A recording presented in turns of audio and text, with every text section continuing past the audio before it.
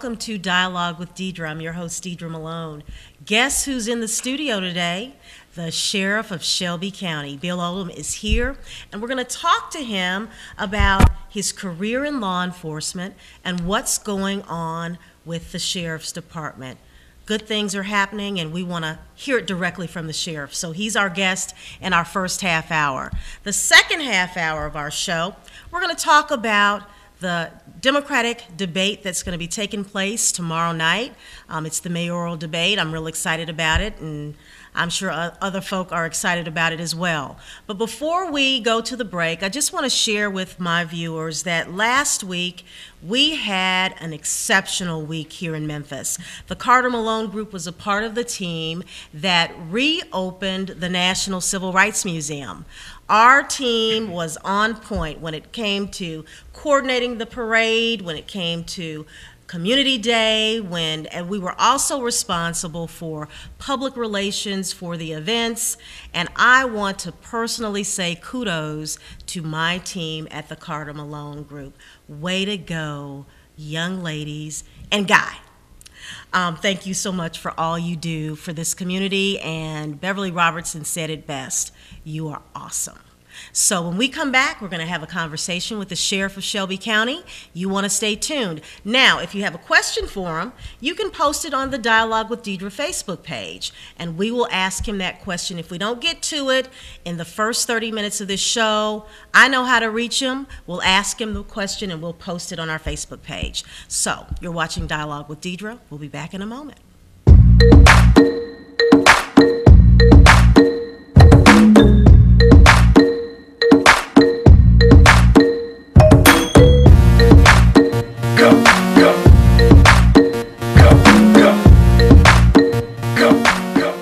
This past year, we all learned the statistics are true.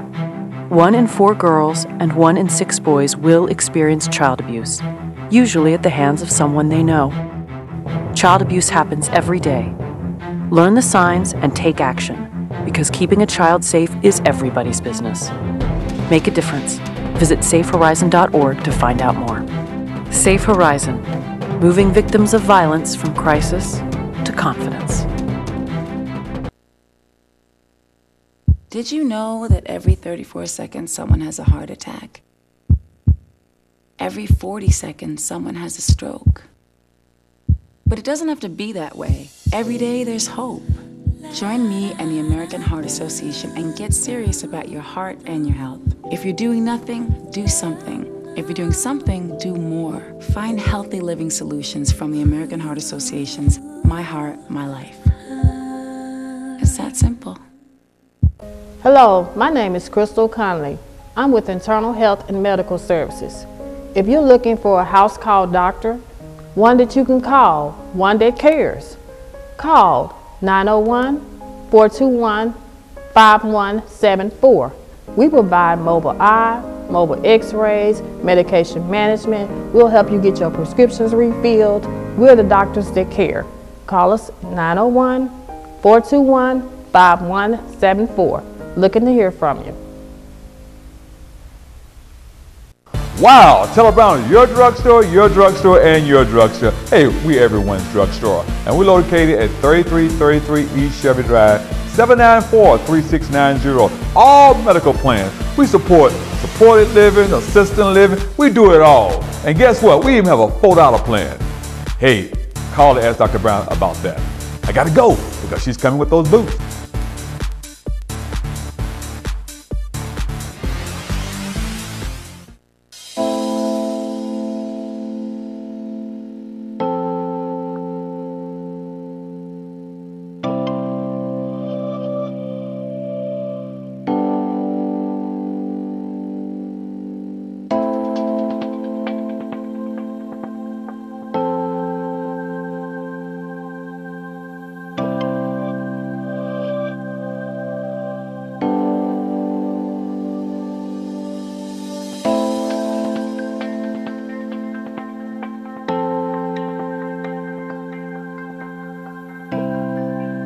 did.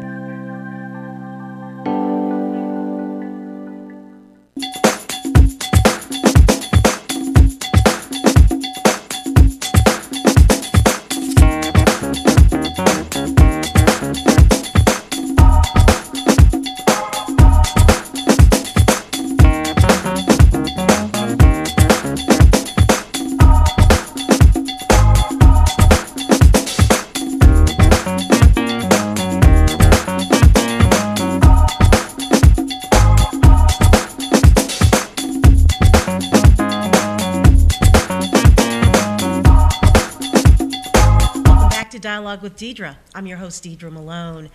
My guest in the studio today is the Sheriff of Shelby County. Yes, he is the Sheriff of all of Shelby County. Welcome to Dialogue with Deidre, Sheriff Oldham. Thank you, Ms. Malone. I certainly enjoy being here. Look, we've known each other a long time. We were reminiscing about back when I was a young reporter, trying to make it happen with Channel 5. Absolutely. Talk to me about your career in law enforcement. Yes, ma'am. I began my career right out of, I did 2 years of college at University of Memphis, at Memphis State then in 1969 and 70, and then I was selected to be in the 1972 class, and we started August of 72 with the Memphis Police Department. Mm-hmm. And then I worked uniform patrol for about 7 years, worked in a division called anti-crime for a couple of years, fortunate enough to be promoted to lieutenant, worked in the North Precinct, and then down here at Beale Street, and then I was promoted to captain, went back out north, worked there for a couple of years, and when I was promoted to inspector, I worked in special operations for a year and then ran our training academy. Okay. And then I was promoted to deputy chief under the administration of Director Ivey, served under him, and then Director Burgess retained me, and then when Walter Winfrey was named the director, I was named the deputy director and worked there until my retirement, serving in the last 9 months as interim director until I retired December the 31st, 1999. What made you want to get back into law enforcement when you ran for sheriff? Well, in of course, 9/11, Right. I was in the private sector, and that hit, and I really wanted to get back into law enforcement. And saw an ad in the paper when Mark Luttrell was elected sheriff for a command staff. Submitted my resume, went through the crime commission interviews, and in 3 interviews with him. And in October of 2002, he selected me to be his chief deputy. So I didn't realize you worked for Sheriff Luttrell. Yes. Okay. Yeah. For 8 years, I was his chief deputy. And then when he announced very quickly that he was going to run for mayor. Very quickly. I'm glad you said that. Yes. He was going to run for mayor. Then I submitted my paperwork and ran for sheriff. And I was extremely fortunate to be elected sheriff and have certainly enjoyed the last 3.5 years serving as sheriff of Shelby County.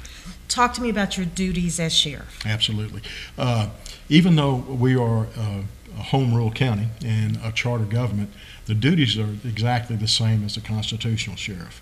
And you can tell that this statute was written in the 1700s because it was to keep the peace, provide for the fire and water for the courtroom, maintain a county jail, and serve the civil process for the county. You're still doing a little bit of that. We're doing all of it. As a matter of fact, now the way we work, we have the unincorporated areas of Shelby County where we actually patrol. We have a number of divisions within our organization that are constantly on the streets throughout the county.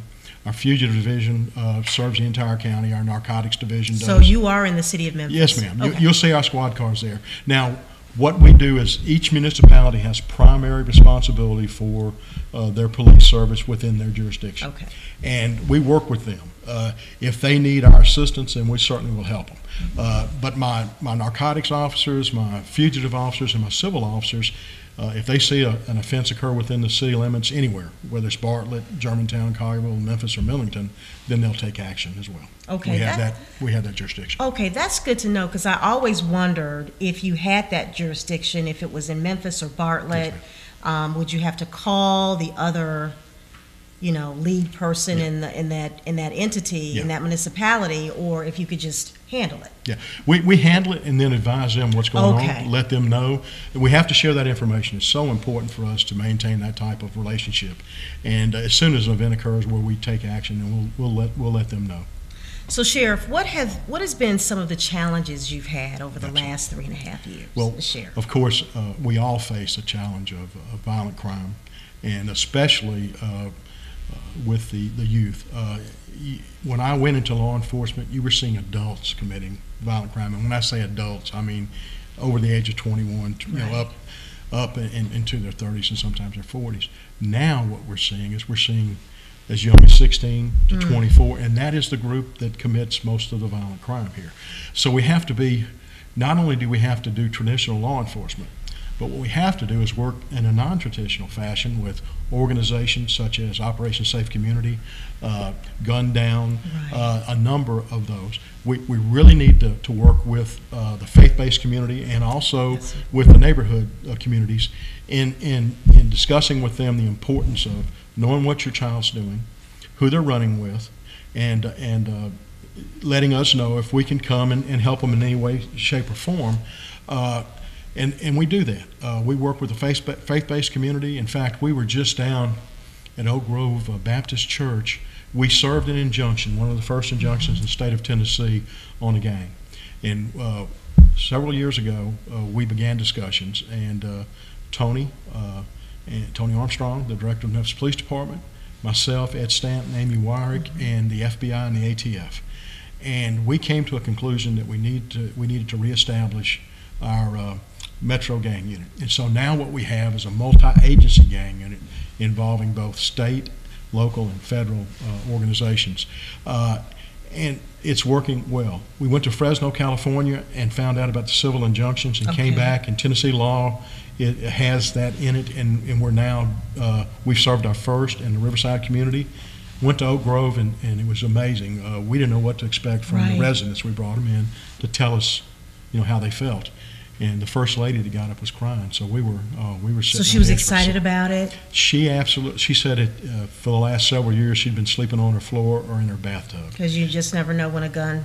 That's right. That was going on, and since the injunction's been served, she's been able to sleep on her bed and sit on her front porch. I had the district attorney, Amy Wyrick, on right when you all were beginning to start with that mission over in the Riverside community.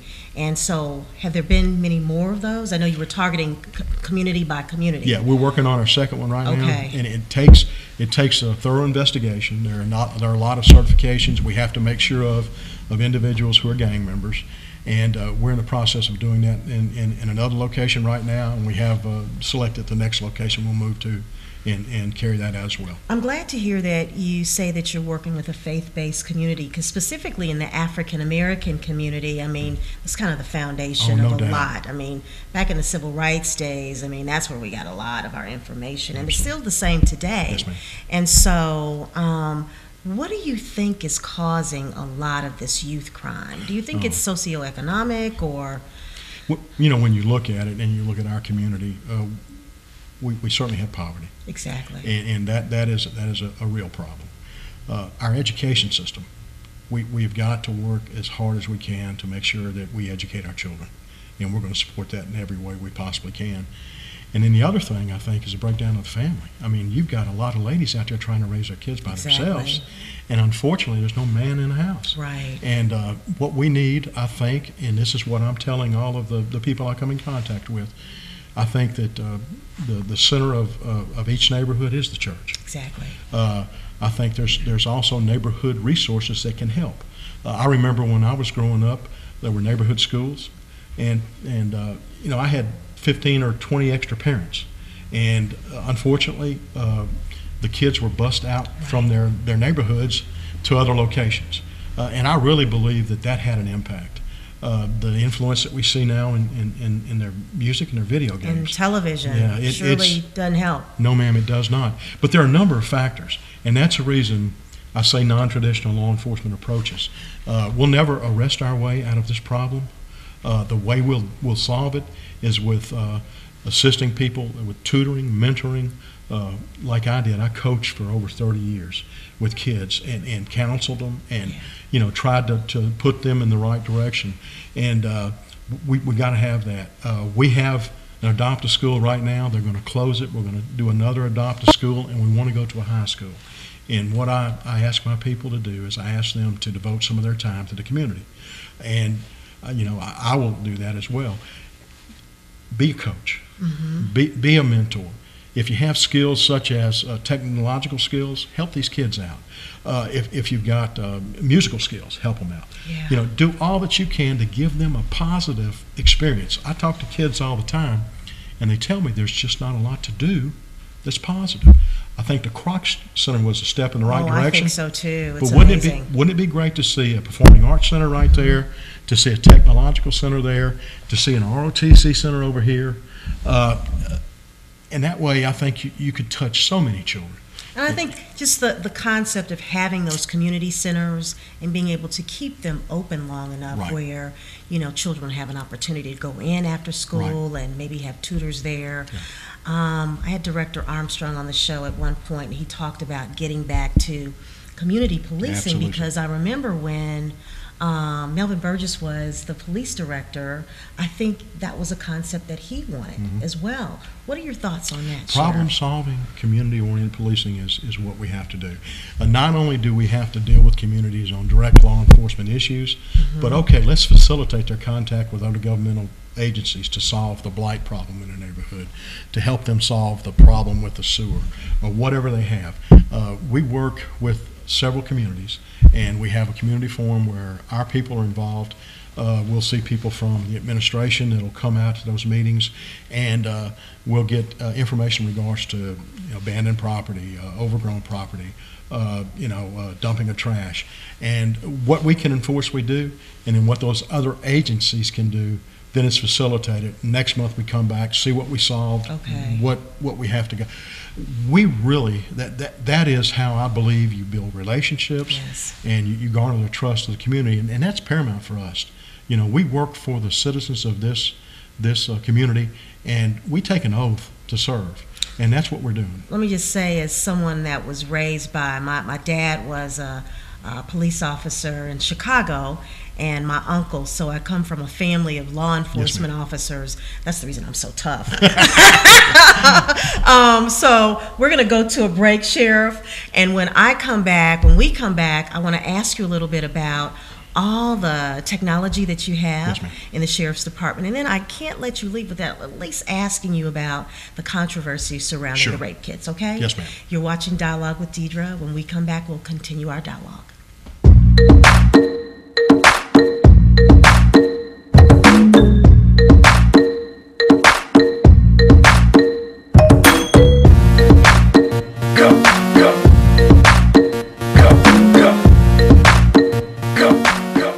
This past year, we all learned the statistics are true. 1 in 4 girls and 1 in 6 boys will experience child abuse, usually at the hands of someone they know. Child abuse happens every day. Learn the signs and take action, because keeping a child safe is everybody's business. Make a difference.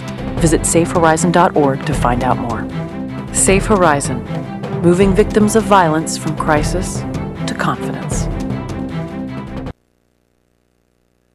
Did you know that every 34 seconds someone has a heart attack? Every 40 seconds someone has a stroke?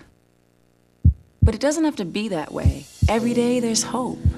Join me and the American Heart Association and get serious about your heart and your health. If you're doing nothing, do something. If you're doing something, do more. Find healthy living solutions from the American Heart Association's My Heart, My Life. It's that simple. Hello, my name is Crystal Conley. I'm with Internal Health and Medical Services. If you're looking for a house call doctor, one that you can call, one that cares, call 901-421-5174. We provide mobile eye, mobile x-rays, medication management. We'll help you get your prescriptions refilled. We're the doctors that care. Call us 901-421-5174. Looking to hear from you. Wow, Teller Brown is your drugstore, and your drugstore. Hey, we everyone's drugstore. And we're located at 3333 East Shelby Drive, 794-3690. All medical plans. We support supported living, assisted living. We do it all. And guess what? We even have a $4 plan. Hey, call to ask Dr. Brown about that. I gotta go because she's coming with those boots.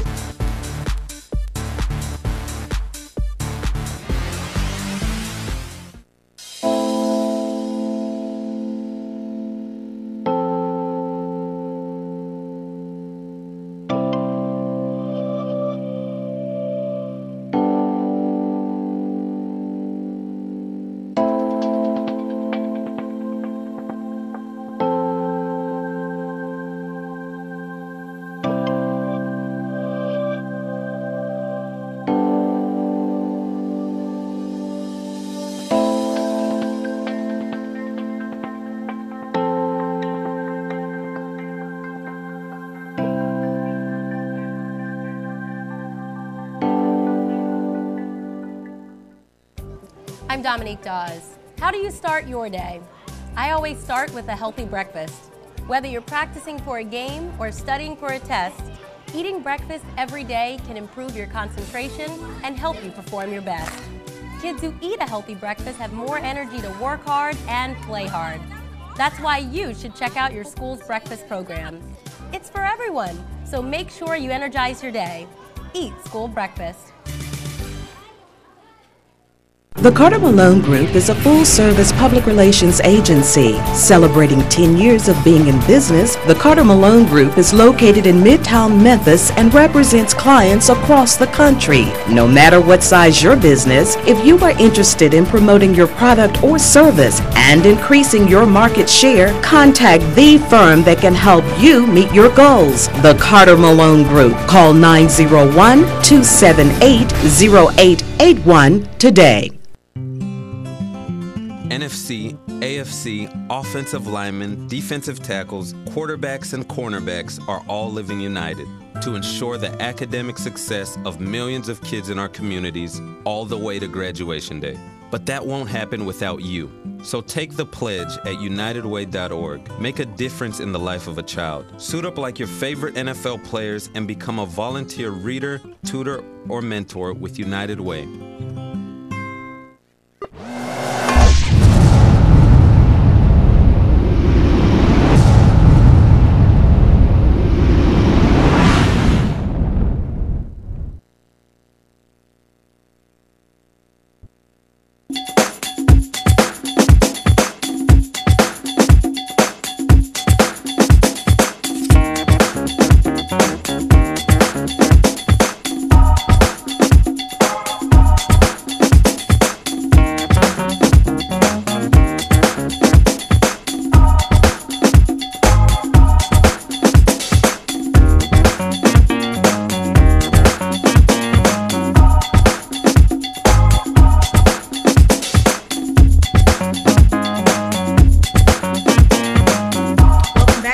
With Deidre. I'm your host, Deidre Malone.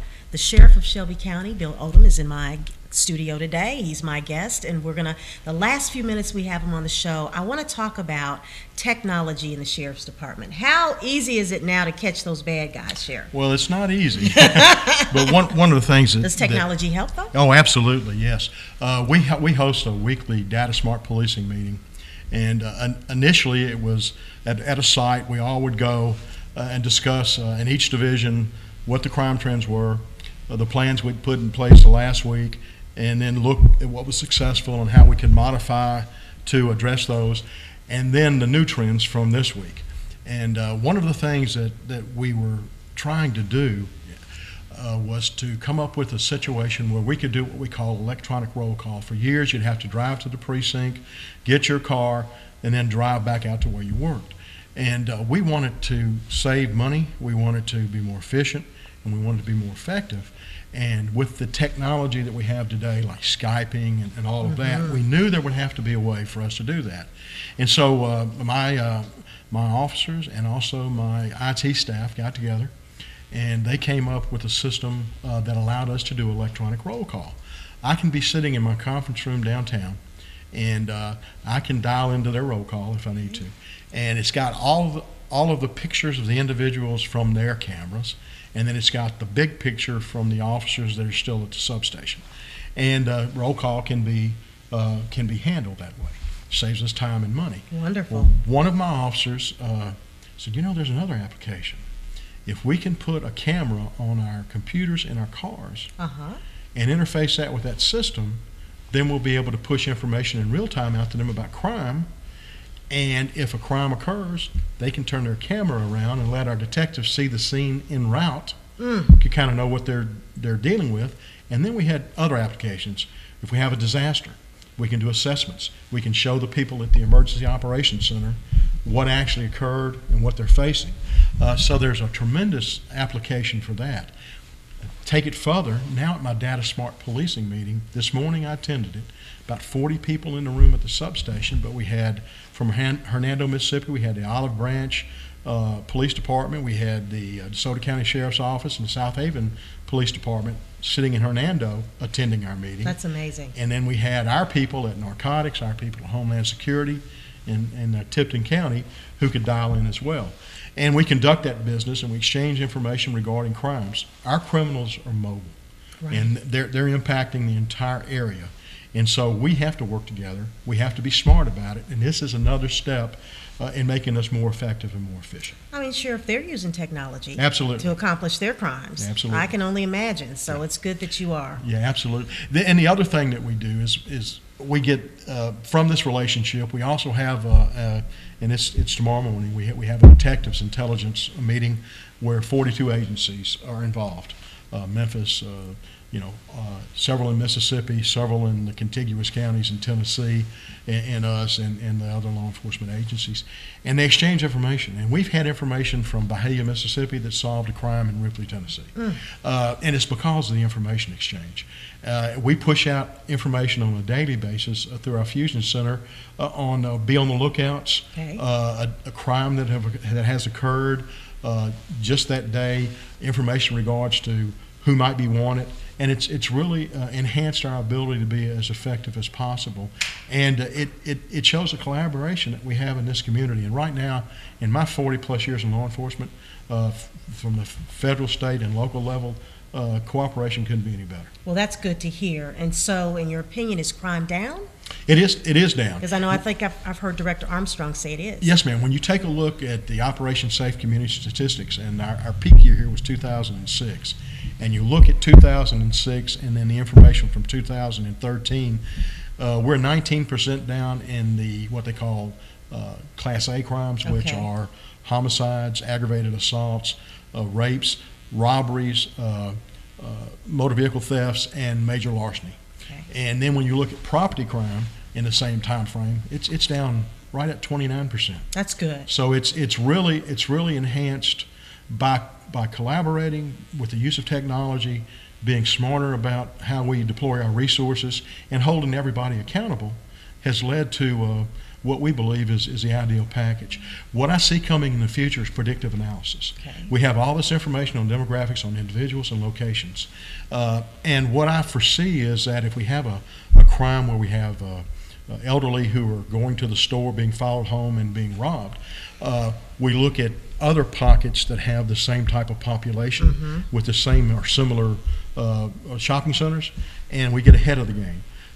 We push information out to the residents to be on the lookout for this, and we also insert our covert operatives into those areas in advance of what's going to occur. Well, I think that it's good that you're going to bring in your community members, because, I mean, they can be your best assets, because they know what's going on the ground in those communities, and so to partner with them, I think, is very important. I'm glad to hear you doing that. Yes, ma'am. And the other thing that we do is we offer, we're in our 21st session of our Citizens Academy, and that really builds relationships. And I tell the participants on the front end that we gain more from their involvement than I believe they do from us. But and I also tell them at the end of our academy, I'm going to recruit them for emergency services, for volunteer services, for our reserve program, and on and on. And we've had quite a few that are part of our organization now that really can go back to the community. They can tell them about the complicated system that's the criminal justice system from the practitioner and from the individuals who actually do it. So it's been a real enhancement. Well, quick question. I know there's been a lot of discussion yes, ma'am, about the rape kit crisis, and I know that Director Armstrong and Mayor Wharton came out and was trying to be really transparent about the number of rape kits that are out there. And as of late, we've heard a little bit about the Sheriff's Department and that there may be some rape kits associated with the Sheriff's Department as well. Can you comment at all on that? Well, we were just served with a lawsuit. So specifically, I can't address it, but I can tell you this. We do have a backlog in about 170, I think 179. TBI uses an outside laboratory that has a much better turnaround. We can submit 10 whole cases a month to TBI, and it's about a 36 to 40 week process. Okay. By contracting it out, and I found money in my budget to do this. We sent our first 50 last week. Our next 50 will go the next week, and we'll have that done in about 12 months and be completed. You know, it's a terrible situation, but I think like in 2010 when I took over, we looked at our policy, changed it so that they were submitted as quickly as we possibly could, and we don't have any current backlog, but it was the older cases that have done that. You know, in the 80s, we started hearing about a genome study that was being done here locally and also in Europe, and we're not really knowledgeable about what that could do, but they told us that eventually they'd be able to take samples of blood, semen, saliva, or skin and be able to determine who the individual was. And so what we began doing back in the 80s was then doing the rape kits and saving them for the time when that might occur.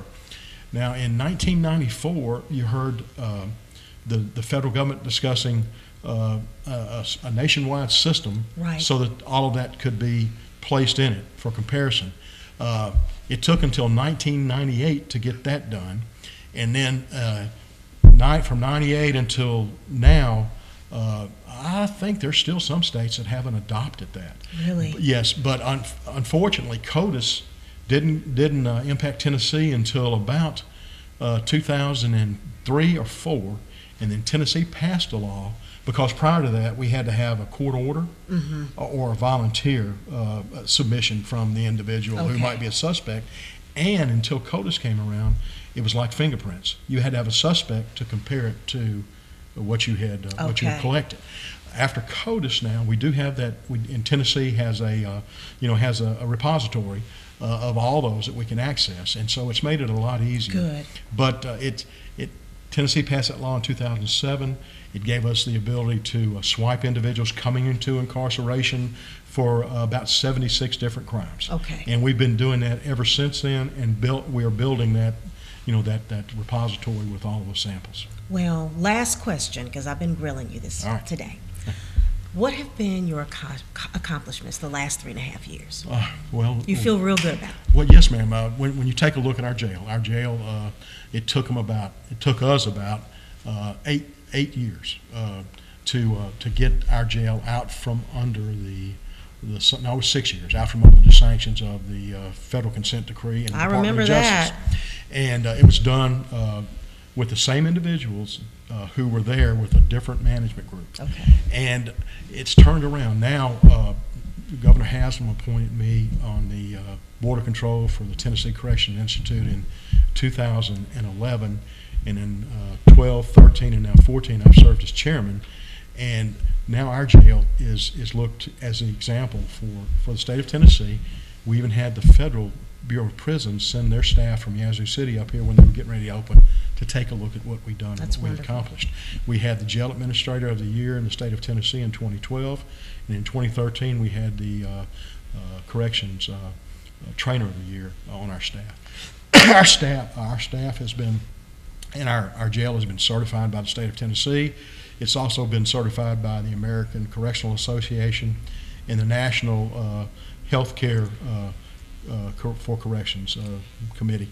And in law enforcement, we were accredited by CALEA, and Sheriff Luttrell earned the Triple Crown. When I came in, we also earned the Triple Crown. We were only the 9th agency to do that, and with a change of administration. Wow. And only the 31st to receive it twice. And now this year, I believe we're going to receive it again. I just got CALEA for the 3rd time. Our American Correctional Association is going to certify us, and we just had a white glove inspection by the National Commission on Healthcare for Corrections Facilities, and our readout on that was real well. I think we'll be recommending. I think we'll do that. And then we certified and accredited our communications division and our training academy, and received the prestigious TRIAC award from the National Sheriff's Association. And now we're one of 2 agencies in the country that possess a Triple Crown and a TRIAC at the same time. That's wonderful, and there's thousands and thousands of agencies. One of the things that I ran on was we were going to combat crime, and we've done that. We have had a decrease in crime over the last 4 years. We'll continue to work very hard there. I wanted to be a good steward of taxpayer dollars, and we've done that over the last 3 years. We've saved the county $8.6 million.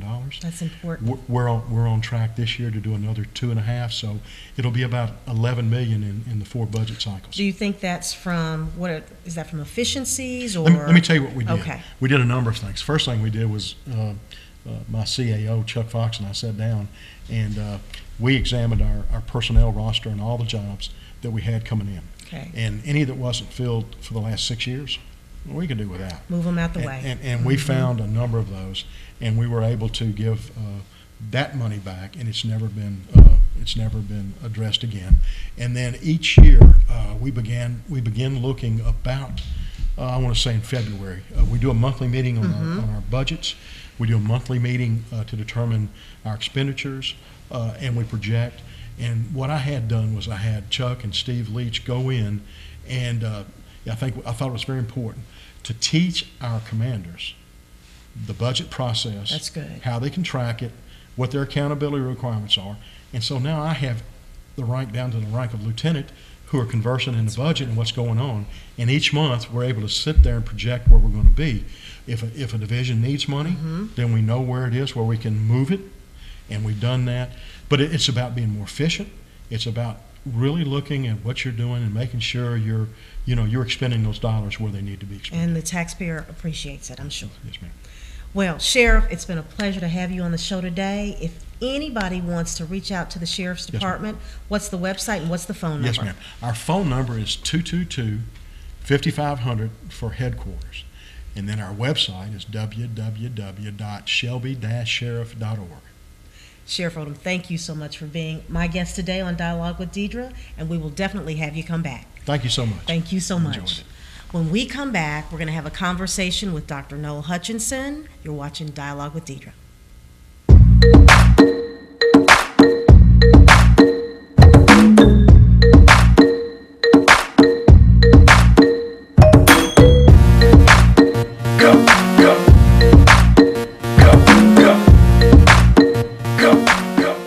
This past year, we all learned the statistics are true. 1 in 4 girls and 1 in 6 boys will experience child abuse, usually at the hands of someone they know. Child abuse happens every day. Learn the signs and take action, because keeping a child safe is everybody's business. Make a difference. Visit safehorizon.org to find out more.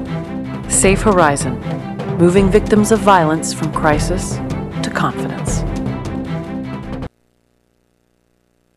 Did you know that every 34 seconds someone has a heart attack? Every 40 seconds someone has a stroke? But it doesn't have to be that way. Every day there's hope. Join me and the American Heart Association and get serious about your heart and your health. If you're doing nothing, do something. If you're doing something, do more. Find healthy living solutions from the American Heart Association's My Heart, My Life. It's that simple. Hello, my name is Crystal Conley. I'm with Internal Health and Medical Services. If you're looking for a house call doctor, one that you can call, one that cares, call 901-421-5174. We provide mobile eye, mobile x-rays, medication management. We'll help you get your prescriptions refilled. We're the doctors that care. Call us 901-421-5174. Looking to hear from you. Wow, Teller Brown is your drugstore, and your drugstore. Hey, we everyone's drugstore. And we're located at 3333 East Shelby Drive, 794-3690. All medical plans. We support supported living, assisted living. We do it all. And guess what? We even have a $4 plan. Hey, call to ask Dr. Brown about that. I gotta go because she's coming with those boots.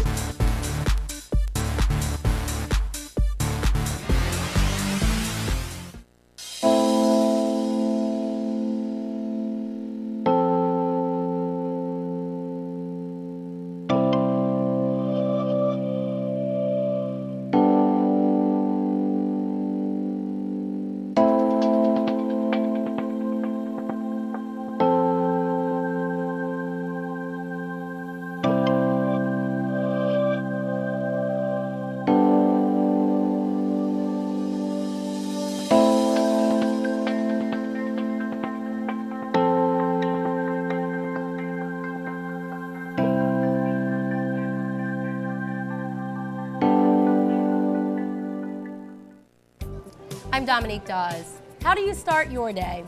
I always start with a healthy breakfast. Whether you're practicing for a game or studying for a test, eating breakfast every day can improve your concentration and help you perform your best. Kids who eat a healthy breakfast have more energy to work hard and play hard.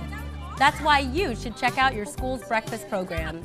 It's for everyone, so make sure you energize your day. Eat school breakfast.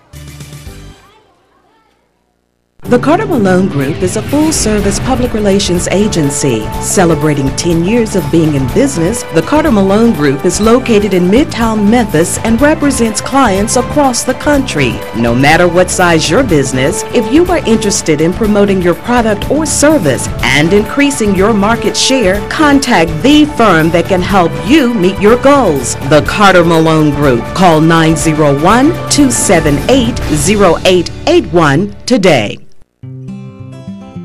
NFC, AFC, offensive linemen, defensive tackles, quarterbacks, and cornerbacks are all living united to ensure the academic success of millions of kids in our communities all the way to graduation day. But that won't happen without you. So take the pledge at unitedway.org. Make a difference in the life of a child. Suit up like your favorite NFL players and become a volunteer reader, tutor, or mentor with United Way.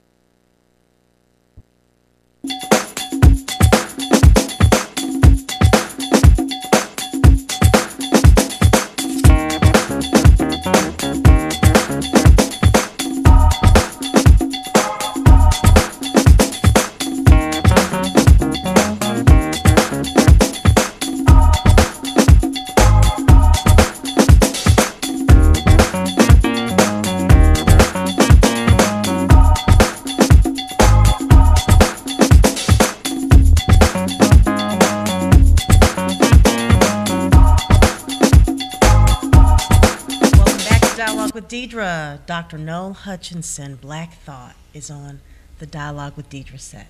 I'm so glad you're here with me. I am overwhelmed, glad, joyous, and impressed to be on this august set. Stop it. We joke and kid all the time. All the time, viewers, all the time. But I am glad to be here. I'm glad that you're here. I'm glad you could stop in for a minute Yes, so we can ma'am. talk about, I'm excited. Tomorrow night will be a debate. Democratic Party is hosting a debate for the mayoral candidates.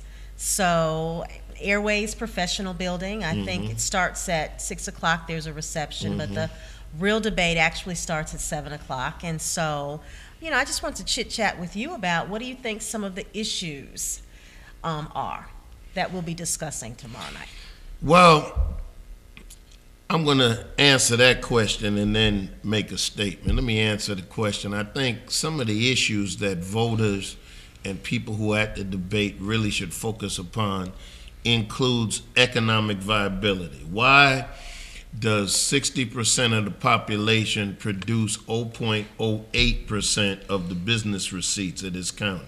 Something's wrong with that. Another issue that needs to come out of the debate is when you have these large contracts that go through state government, county government rather, they're designed to be huge. In other words, one entity gets them and then they subcontract. Why not break those things up so that more people can eat? That helps with the economic viability of the community. And then I was reading something today. I believe it was Polar Donkey, Polar Monkey, one of the blogs. I can't remember the name of the person. So if you're watching, forgive me for messing up your moniker. But one of the things that's cited, and when I read it, it made me do an Arsenio Hall. It cited the fact that because of what has happened with some of the school issues, and this was done by design, I think what the municipal districts are trying to do is to make sure that the outlying areas stay the way they are. And so what's happening is when you have middle-class black people in this city that want to change where they live, they're starting to move en masse to DeSoto County. and it said that probably in 15 years, DeSoto County is going to be majority black. Now, that's an interesting dynamic, that now you have a majority black county in Shelby County, you have close to a majority black county in Fayette County, and now you're getting ready to have a majority black county in DeSoto County. Those are some interesting dynamics. So now, how do you address that? That's some of what I would be interested to hear at the debate, because I think that when we look at our county, it has to be more than just a one-trick pony debate or one-trick issue debate. But now, let me say this too, and I know some of your viewers, and I may get a little controversial for this show, but I know some of your viewers saw this earlier on my show, not only today, but the day before and on Friday. We were supposed to partner with the Shelby County Democratic Party to do it, and for some reason, I don't understand, we had to find out kind of through the back door that wasn't happening. But I do still plan to be there, and I still do plan to try to find ways to let the public know what has happened at the debate so that they could make the choice and choose the candidate of their choice. Now, of course, I am on the Deidre Malone show, Dialogue with Deidre. And so the best place where you can dialogue for Deidre is in the voters' booth. So exactly. I need to say that. Thank you, Doc. Thank you. I appreciate that. And we've been across this county, I mean, touching as many people as we can, trying to share my vision for this county. And I'm getting a real positive response. And so I'm really glad that we're getting to the point now where early voting actually starts April 16th now, albeit it's only downtown for the first, I guess, 7 days or so. And then we'll go out to the satellite locations. But, you know, this primary, specifically election, has gotten here so quickly. Indeed. And, you know, we're all out here shaking hands and trying to share our vision. And it's interesting to see what people are thinking about right now. And I ask people all the time to look at all three of the Democratic candidates and ask yourself, out of the three of us, who can actually take on the Republican incumbent mayor and win? Who has shown that they can work with a legislative body, build consensus, and move an agenda forward?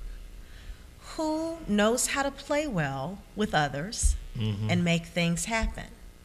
And after you ask yourself those questions, and again, look at everybody's platform, then I think that they will feel real comfortable going in that booth and voting for Deidre Malone. I agree with you 110%. Let me add this, even as I say that. There are some of you who are watching this, and you know we've had debates on Black Thought. We've had forums on Black Thought. But one thing I want you to be clear on, that for the most part, when we share that, we are impartial in the sharing of our information. Now, those of you who know me know that I have some definitive choices in those races. I've had definitive choices in every race, and we're working on a debate now, and I have a definitive choice in that race that will come up. But when we present the information to you, the public, we remain neutral and impartial. You know, on this one, I did ask, and I guess the cat's out of the bag, never was in the bag. I'm a fan, supporter, however you want to put it, of Deidre Malone. But now, also understand that on the show, again, and I guess I'm bringing Black Thought, the dialogue with Deidre. Come on with it, Black Thought. I appreciate that. One of the questions I asked was, when you have a party and when you have a primary, now maybe I flunked civics in school and didn't pay attention, but I thought that when you had the primary, the goal of the primary was to establish who your standard bearer would be in the general election. And so with that, I never thought that in the primary, other candidates, other persons in the party would take positions and line up behind candidates in the primary. Not to say that they can't give money, they can't use influence, but you have people now lining up in a race that is the premier race in the county. And I'm not saying that because you're here, because I said it on my show. I just don't understand how you line up and do that. And for those who know me, I'm not saying it because it's Deidre. If it were Whalum, I'd be saying the same thing. And Mulroy is the beneficiary, but if it was somebody lined up against him, I'd be saying the same thing. This is a primary. When you as an organization are trying to prepare yourself for the general election, and this is the bluest part of the state, and we have trouble winning county-wide elections, and you wonder why. Well, that's because you have a party that's too fractured and a party that really needs to ensure that they get out to vote for the primary, and the ones that are the most reactionary toward this, and I really didn't come on here to say all of this, but the ones that really are the ones that lose are the voters, because they stay away from the polls. They don't get as active, and then the base starts to shrink. And I'll be honest, I'm concerned. I'm a Democrat.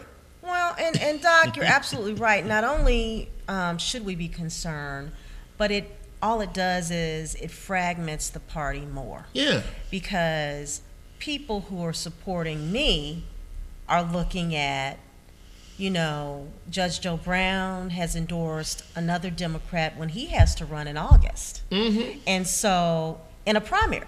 Mm-hmm. And so I have supporters who are saying, well, should we support him? And to be safe, since you have a race to run, the right thing to do would have been to stay out of the primary, let us win this primary, and then you support the ticket. That's what good Democrats do. And see, it is what it is, yeah. and I'm comfortable with it. I'm not complaining. I know you're going to run your race. Exactly, we're running our race, but to your point, though, it makes some people pause. Exactly. And see, don't be fooled. I personally think that Joe Brown's going to win. However, be clear, Amy Wyrick has a great war chest. She's connected with a lot of persons on both sides of the aisle. She has not had any formidable opposition up to this point, so she has had time to get ready.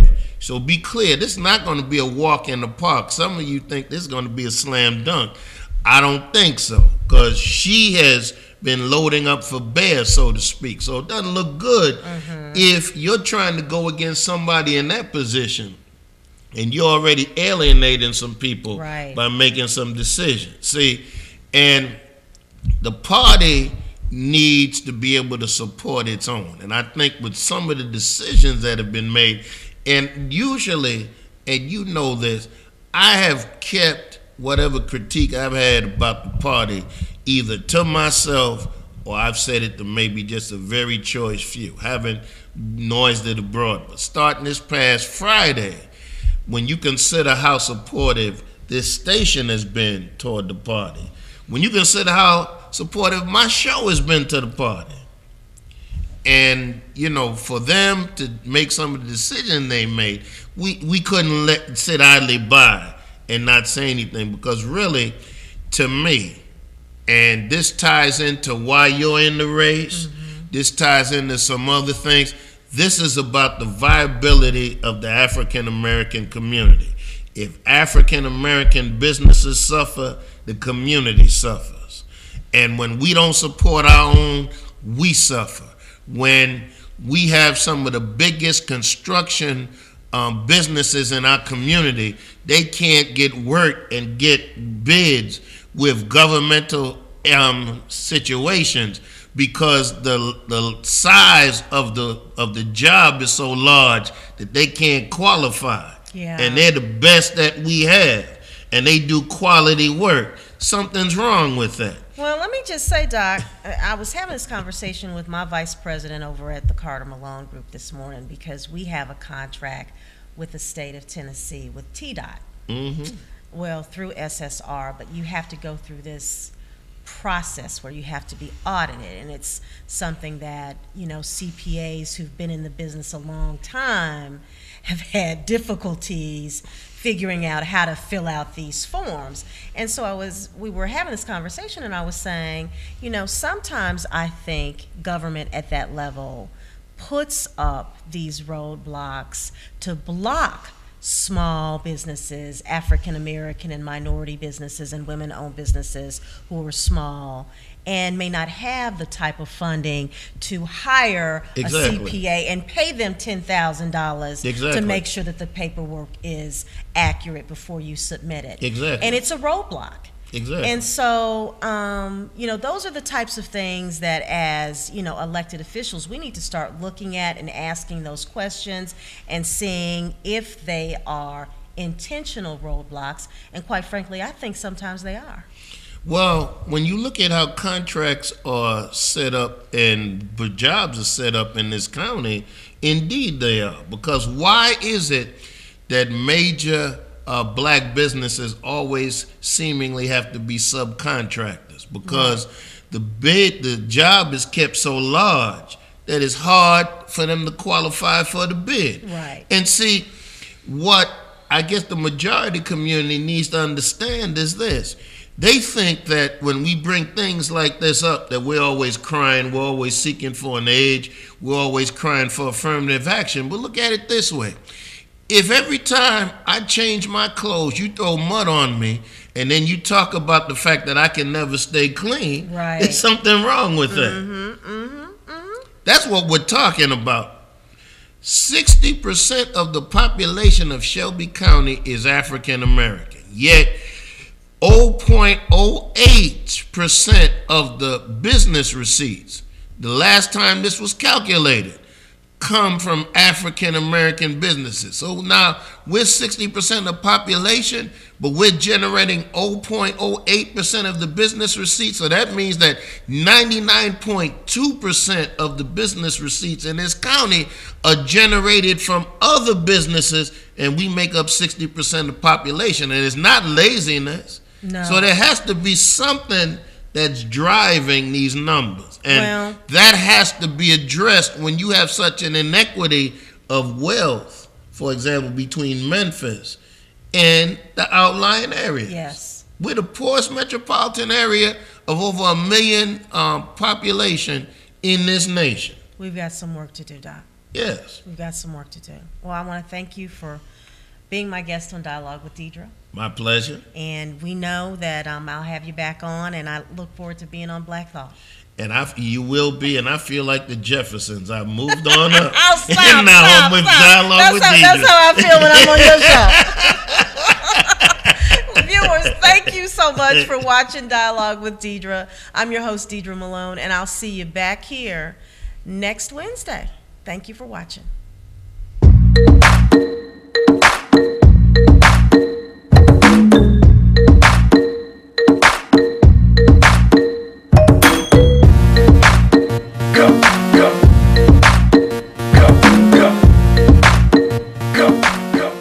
This past year,